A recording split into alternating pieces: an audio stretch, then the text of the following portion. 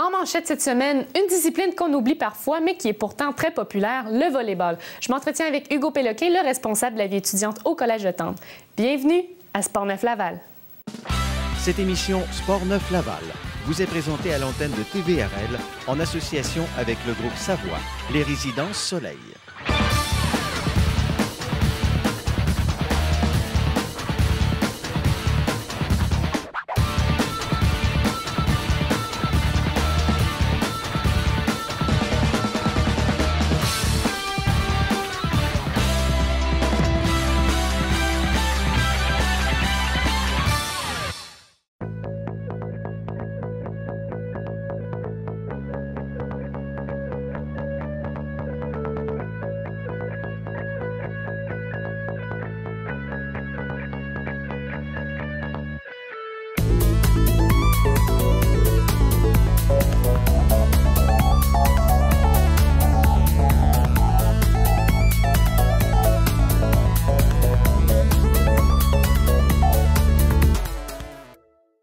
Avec moi en studio aujourd'hui, Hugo Péloquin, le responsable de la vie étudiante au Collège de Tendre, pour nous parler de volleyball en raison des championnats régionaux qui s'en viennent au collège.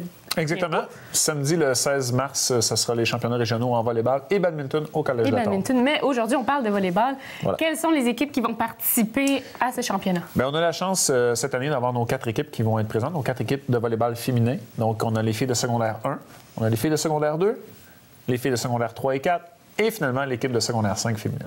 Et puis, contre qui est-ce qu'elles vont jouer, ces équipes-là? On a une petite ligue à Laval, donc c'est le championnat régional de Laval. On joue contre Georges Vanier, Collège Laval, École internationale. Et je crois qu'il y a Curie Labelle aussi qui s'est jointe au programme de volleyball cette année. Et puis, est-ce que la discipline de volleyball est nouvelle au collège? Non, à vrai dire, ça fait plusieurs années qu'on l'offre. On a commencé à l'offrir aux garçons. Donc, il y a déjà 5 ou 6 ans, on l'offrait pour les garçons en juvénile. Et on a transposé ça doucement vers les filles. Puis c'est un sport qui cadre bien avec la philosophie du Collège de Tendre. Donc, c'est un très beau sport. Donc, je suppose que vous ne l'offrez pas en formation mixte, excusez-moi. Non, pas du tout. C'est vraiment le volleyball provincial féminin que nous, on offre. Peut-être qu'on va développer le volleyball masculin, mais ce n'est pas un projet à court terme là-dessus. Et puis, selon toi, qu'est-ce que tu crois que les jeunes apprécient le plus du sport, qui est le volleyball? Bien, outre la pratique du sport qui, en tant que tel, est très énergisante, très dynamique, c'est un sport où tout le monde est appelé à coopérer. Je pourrais dire que c'est un sport qui est très proche d'un sport coopératif, dans le sens où l'adversaire est l'autre côté du filet. Donc, on ne joue pas directement avec l'adversaire, on l'affronte, mais on travaille en équipe et tout. Et c'est un sport qui se prête beaucoup à l'esprit d'équipe très dynamique. Donc, la routine, les spectateurs et tout ça, toujours une belle ambiance dans les matchs de volleyball. Je pense que ça attire beaucoup les élèves là-dessus. Et puis, selon toi, Hugo, pourquoi est-ce que tu penses que c'est un sport qui a gagné beaucoup en popularité auprès des jeunes? Bien, effectivement, c'est un sport qui a gagné en popularité dans le sens où, il y a quelques années, le volleyball était complètement disparu des écoles. Donc, le basket avait pris le dessus. Comme le handball est un peu disparu des écoles. Je pense que l'arrivée du kinball au niveau du primaire a aidé à développer cette espèce de coopération-là qu'on parlait tout à l'heure, de sport coopératif, et qui a amené, dans une certaine continuité, le sport vers le niveau secondaire, mais on n'offre pas le kickball au niveau secondaire, en tout cas très peu. Ça s'est développé vers le volleyball. Le basketball n'était pas en progression non plus au niveau féminin.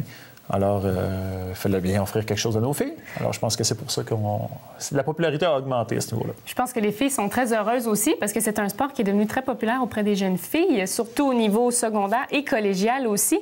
Est-ce que vous offrez la possibilité aux jeunes filles au secondaire de s'améliorer pour être sélectionnées dans une équipe ensuite au cégep?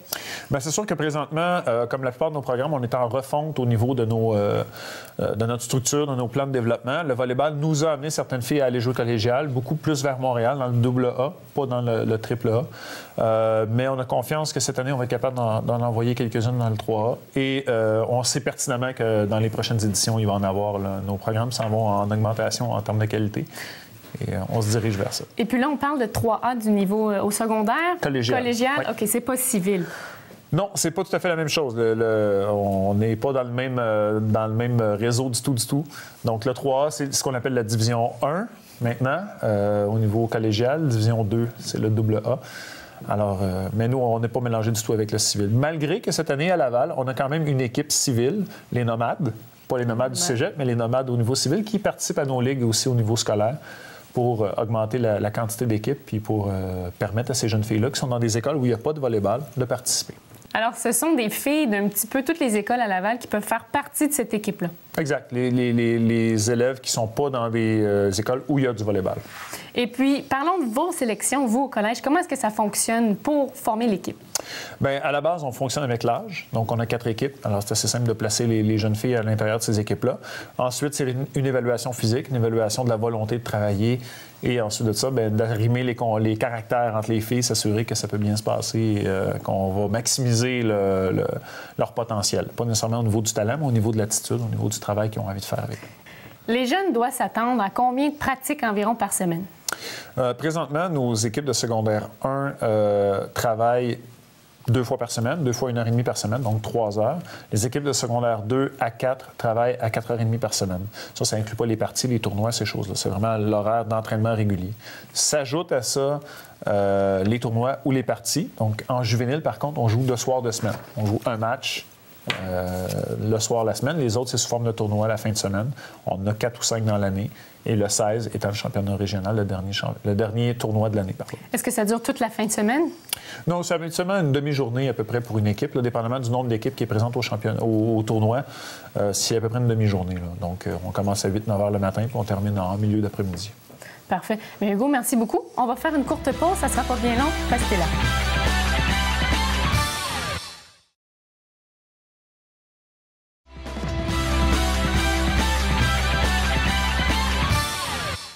De retour en studio avec Hugo Péloquin. Alors, Hugo, on a parlé du championnat régional qui s'en vient bientôt au Collège de Tendre. Mais parlons maintenant des compétitions. Où se déroulent la plupart des compétitions en volleyball? Encore une fois, on a la chance d'avoir des ligues à Laval, donc entre les écoles de Laval. Alors, on travaille avec les diverses écoles qui sont avec nous. On les a nommées tout à l'heure. Donc, chaque école a le devoir de recevoir un championnat, un tournoi. On dit championnat, mais un tournoi chez elle. Et donc, on a 4 ou 5 dans l'année, dépendamment du nombre d'écoles par catégorie. Voilà. Et puis, on parle de championnat, de tournoi. Donc, ce sont vraiment les équipes qui se démarquent parmi les autres qui participent à ces tournois-là. C'est bien ça? Exact. Donc, les 4 premières positions, habituellement, vont participer au championnat régional. Et ensuite de ça, le champion régional dans chacune des catégories va représenter la région de Laval au championnat provincial du RSEQ, le réseau du sport étudiant du Québec. Qui aura lieu où exactement? Le championnat provincial est au mois d'avril et je ne pourrais pas vous dire le lieu précis. Okay. Je ne l'ai pas pris en note, mais... Enfin, donc c'est le grand championnat provincial qu'il y a dans tous les sports. C'est la grande finalité québécoise du sport étudiant. La grande finale pour le volleyball. Exact. Et puis, parlons maintenant de l'équipe. Parce que l'équipe, c'est un élément très important pour un sport d'équipe. Donc, est-ce que vous offrez des opportunités aux joueurs dans les équipes qui sont un petit peu moins expérimentés que les autres? Bien, déjà, le développement d'une équipe à tombe, donc une équipe de secondaire 1, ça permet ça. Donc, au lieu de faire une seule équipe en Benjamin, secondaire 1 et 2, on divise l'équipe en 2, on forme 2 équipes, puis nos élèves sont mieux préparés là, pour les années suivantes. On a aussi ce qu'on appelle nos équipes de réserve. On le fait dans la plupart de nos équipes. Alors, c'est des filles qui vont s'intégrer à l'équipe, qui vont payer une fraction du prix, mais qui vont s'entraîner tout au long de l'année avec l'équipe. En cours d'année, s'il y a des blessures, des départs, quoi que ce soit de l'équipe, ces filles-là sont appelées à les remplacer. Et souvent, l'année suivante, c'est des filles qui prennent des places de partant, des places de premier plan dans l'équipe et qui deviennent des leaders parce qu'ils ont travaillé pendant 1 an et tout ça. Donc, ils ont travaillé dans l'ombre pendant 1 an, puis l'année suivante, ils sont prêts à prendre. Exact. Puis est-ce que les filles qui font partie, là, on parle des filles, mais celles qui font partie des équipes de réserve, est-ce qu'elles ont tous les critères qui correspondent à une fille qui fait partie de l'équipe? Par exemple, l'âge, la grandeur, tout ça? Oui, à la base, oui. Ce qui va manquer, c'est souvent l'expérience. Okay. Donc, c'est une question d'apprentissage. C'est pas une question de talent nécessairement. Il y a des filles qui sont sur les équipes de réserve qui sont très, très talentueuses, mais une question d'expérience seulement, donc de capacité en volleyball directement. Ça peut être d'excellentes sportives, mais pas nécessairement des grandes techniciennes en volleyball. Alors, il faut prendre le temps de développer cet aspect-là avant de les envoyer dans la fosse aux lions. C'est vrai. Et puis, lors des entraînements, est-ce qu'il y a des gens qui sont déjà venus faire un atelier avec les jeunes pour les aider dans leur évolution? C'est arrivé quelquefois dans le passé où on a affaire ce qu'on appelle des spécialistes qui viennent travailler avec nos élèves. Cette année, on ne l'a pas fait. C'est des choses qui, encore une fois, vont être mises en application dans les prochaines années, qui vont être développées, ramenées. C'est toujours intéressant d'avoir des spécialistes pour certains dossiers. Alors, on a eu quelques joueurs des Carabins qui étaient venus travailler avec nous dans le passé. Des joueurs de volleyball des Carabins. Des joueuses de volleyball des Carabins, oui, c'est ça, qui sont venus pratiquer avec nous, donner quelques ateliers techniques. Mais on devrait ramener ça dans les prochaines années. Bien, je le souhaite pour les joueuses, ça serait bien. Et puis maintenant, quelles sont les étapes qu'une équipe de volleyball doit faire afin d'accéder aux compétitions à la fin de l'année? Bien, comme j'expliquais tout à l'heure, la première chose, c'est la ligue locale. Donc, entre les écoles de Laval, on doit jouer entre nous et trouver le meilleur. On fait une saison régulière, après ça, on fait un classement à partir de notre saison régulière. Championnat régional, donc là, c'est tournoi élimination simple. Donc, dès que tu es perdu, tu es sorti du tournoi. Et finalement, le grand gagnant va représenter la région de Laval dans chacune des catégories au niveau provincial. Parfait. Et puis, est-ce qu'il y a quelque chose en terminant qu'on aimerait souhaiter pour votre équipe de volleyball féminine? Bien, on leur souhaite le championnat régional qui est en fin de semaine. Alors, c'est un match à domicile. C'est des parties à domicile. Alors, on leur souhaite tout le succès possible. Bien, excellent. En terminant, un peu plus d'informations où les gens peuvent se diriger? Oui, directement au Collège Le Tendre. Et vous pouvez rejoindre Mylène Lesage, qui est notre coordonnatrice aux équipes compétitives au collège.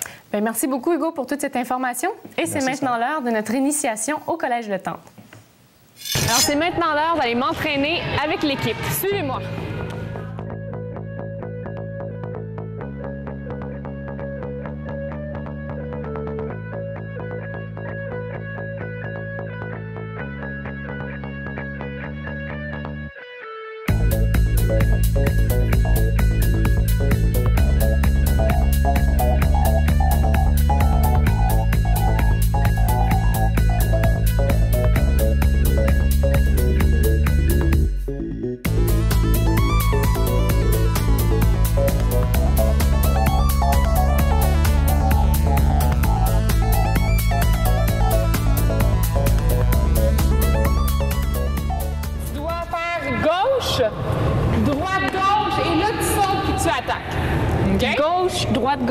J'attaque. Fait que ta gauche tout seul, la droite-gauche collée, puis tu prends de l'impulsion en hauteur, puis tu attaques.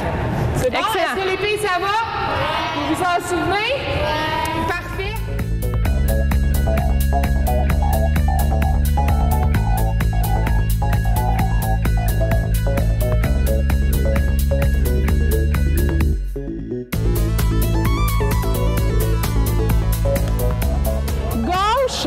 Droite-gauche et on lève.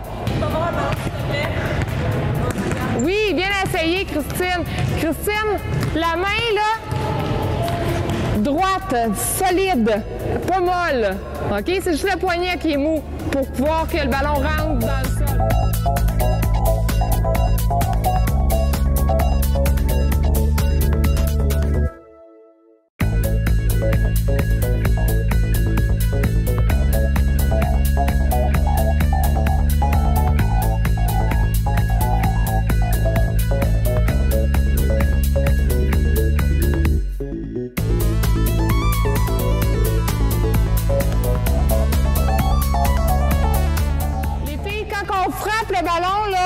On le frappe quand il descend, OK? Puis on le frappe sur le dessus.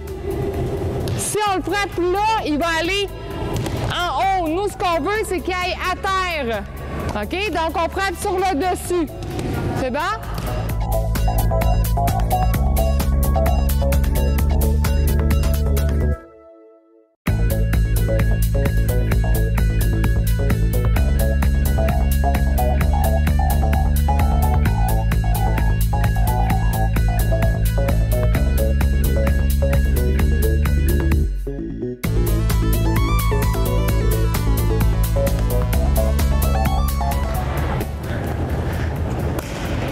Liana t'attend.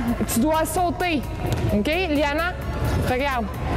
T'es comme ça, puis là, tu l'attends là. Puis tu la frappes par en dessous. Ce qu'on veut, c'est que tu sautes, puis que tu la tapes sur le dessus. OK?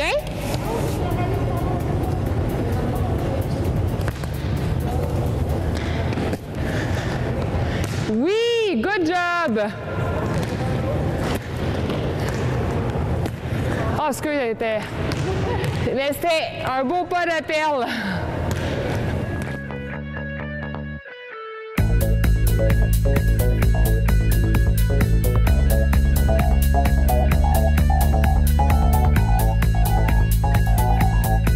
Je suis toute nerveuse. Je m'en vais pratiquer mon coup. C'est à moi.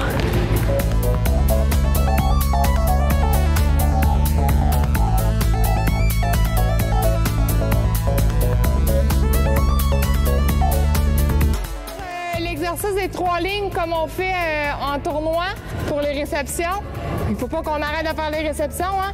Vous le savez qu'avec une belle réception, vous allez avoir une belle passe pour pouvoir attaquer. Si on n'a pas ça, ça donne rien. Fait qu'on continue à travailler la base quand même. Donc, vous allez faire 3 lignes.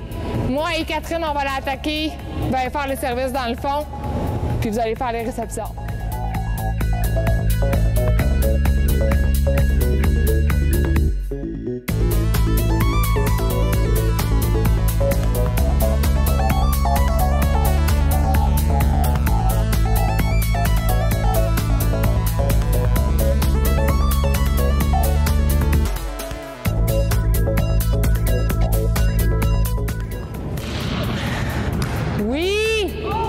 L'autre côté, attaque! Oui! Good job! Bravo, les filles!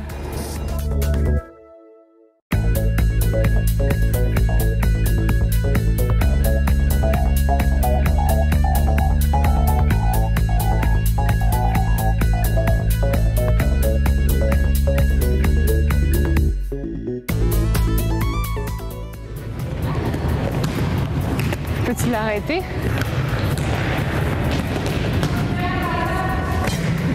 Une touche. Est-ce qu'il faut que je l'envoie plus haut, c'est ça? Oui, c'est ça, parce que je trouve que tu fais ça comme ça. Il s'agit juste de plus m'envoyer ça. OK.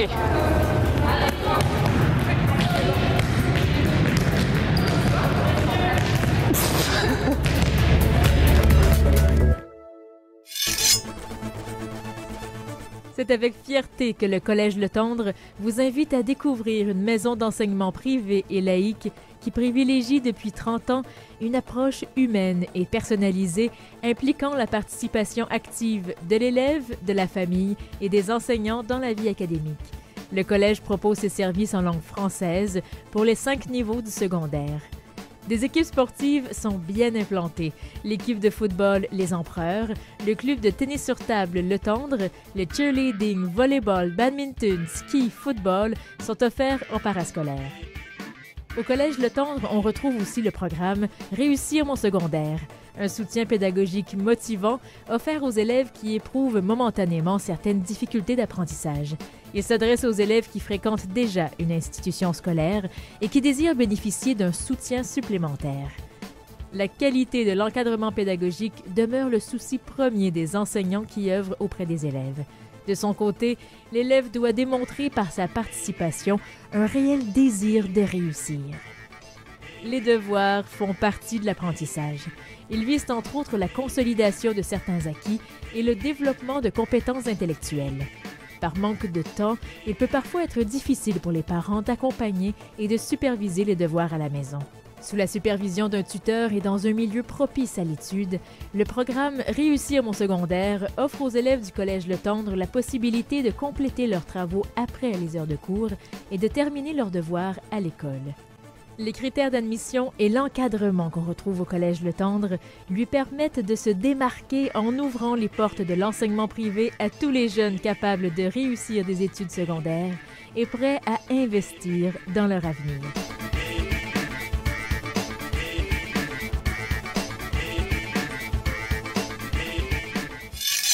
Les Grizzlies de Laval-Nord dans la catégorie Pee-Wee C ont remporté la classique régionale de la Coupe Best Buy dans la catégorie Pee-Wee qui a lieu du 8 au 10 février dernier sur la patinoire extérieure du Centre de la Nature.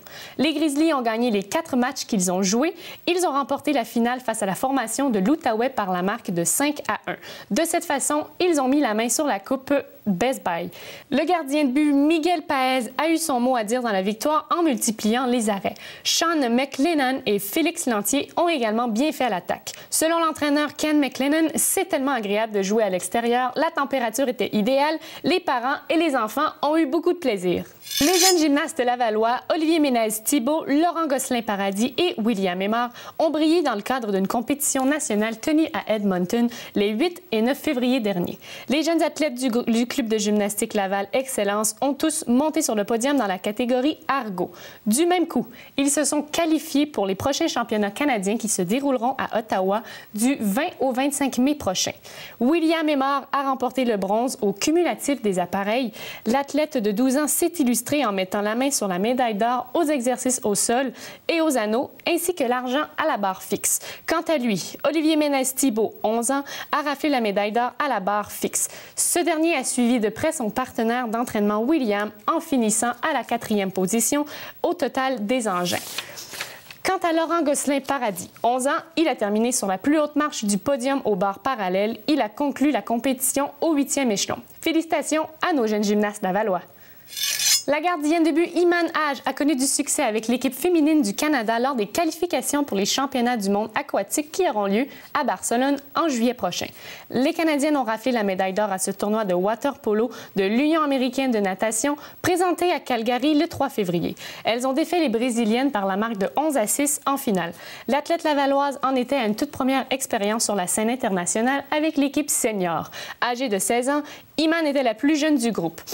L'équipe canadienne a commencé le tournoi en battant le Brésil par le pointage de 18-9, le Venezuela de 15-6 et finalement avec l'Argentine par le résultat de 23-4. En demi-finale, les Canadiennes ont infligé un revers de 22-7 au Venezuela et Iman a fait un excellent travail dans les buts. Vers les Jeux olympiques, Iman ne s'en cache pas, son rêve est de participer aux Jeux olympiques. Elle dit « Je suis encore jeune, je sais que j'ai 3 cycles olympiques à faire, soit celui 2016, 2020 et 2024 pour réaliser son rêve. Donc, elle a encore le temps. Ensuite, ce qui est certain, c'est qu'elle est vouée à un excellent avenir en water polo. C'est déjà tout pour cette émission de la semaine. Vous avez des commentaires, des suggestions à nous faire parvenir. N'hésitez pas à le faire par téléphone au 450-973-8005 ou par courriel à info@commercial-tvrl.ca. Ici Sarah Bibeau, je vous remercie d'avoir été des nôtres et je vous dis à la semaine prochaine.